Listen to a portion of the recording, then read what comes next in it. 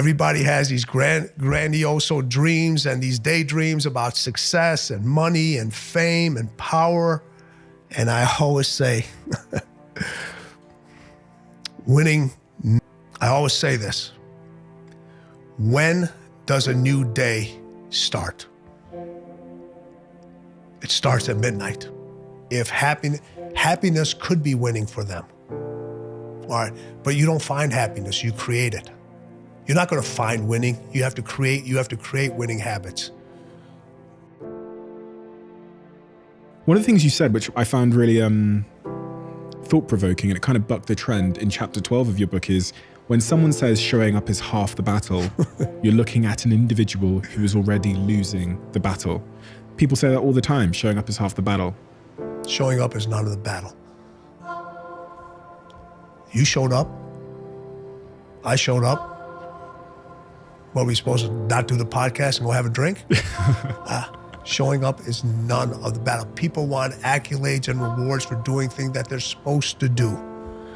People want to get acknowledged for things that you're supposed to show up. You're supposed to practice. You're supposed to perform. You're supposed to get results. The grit. You just can't. You just can't. What is grit to you? All right.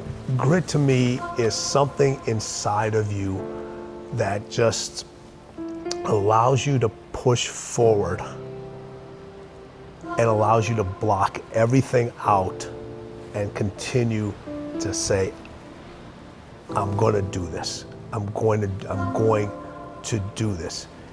People put it's funny, winners bring all of them wherever they go. And most individuals, the best part of them, the thing that allows them to win, the thing that allows them to be obsessive, the thing that allows them not to care what other people think, the things that allow them to deal with hatred, the things that keep them going when nothing else will, they keep in their closets. The best part of them, they keep in there because they're worried, what are people going to think about me if I let those things out? I always say this, all right? You know, everyone says, I'm afraid to become that person. Yeah. You should be more afraid not to become that person. You ever work with, I'm just curious, I've never asked you this even privately.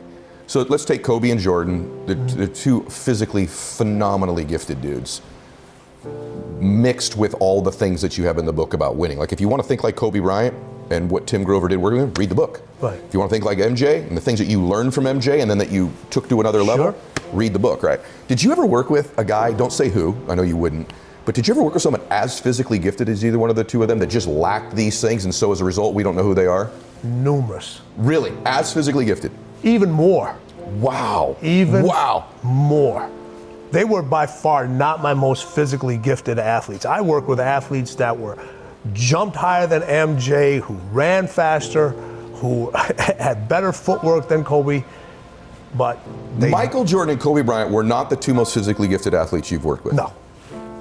Whoa, okay. And then so when you would work with these guys and you'd be pushing them in training, there was a different resistance or fatigue, or how was it different? You know what, Ed, how many times have you had people come up to you and says, I'll do anything to get where you're at? Right, all the time. Or I'll do anything to work for you until you tell them what your definition of anything is. Your definition of anything is different than my definition of anything. The separation is in the details. It's in the details. The separation in the clothes you wear is in the details. The shoes, the car that you drive, the house, your education. It doesn't matter whether you go to the most expensive university or you drop out of the university. It's the details you pay attention to in your studies, in whatever your career choice is. Those are the things that matter. You pay attention to the details in your family. You pay attention to the details in your kids. You pay attention to the details of what makes your significant other happy, how they react to certain things. It's people get comfortable with not having to manage the details.